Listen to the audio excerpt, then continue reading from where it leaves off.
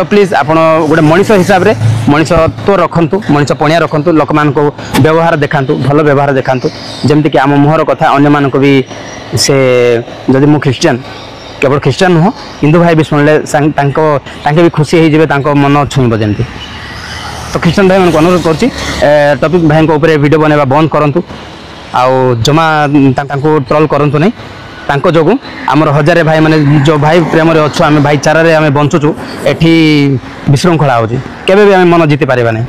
अनुरोध कर ख्रीस्टियन भाई मानकु केबे भी आउ का मन आमे जीति पारिबा नै जो पर्यंत हमर लैंग्वेज ठीक है नै तो आपण माने रोस्टिंग करबा छाडी दियंतु आ टॉपिक भाई केमती सेटा पूरा दुनिया भी जानलानी आ देखुचंदी भी आम गाँ गहली रे भी आमर हिंदू भाई माने जो माने भी तांको बहुत खराब जो जिनस खराब है समस्त खराब कहिबे खाली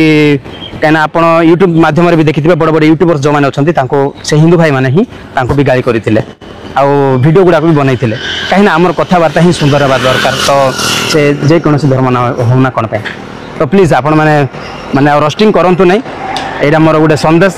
नुह यहाँ मोर अनुरोध भाई मान को स्पेशल वर्तमान ऐसे अनेक वीडियोस को देखने के लिए हमारे चैनल को सब्सक्राइब करें, बेल आइकन प्रेस करें और वीडियो को लाइक जरूर करें। धन्यवाद।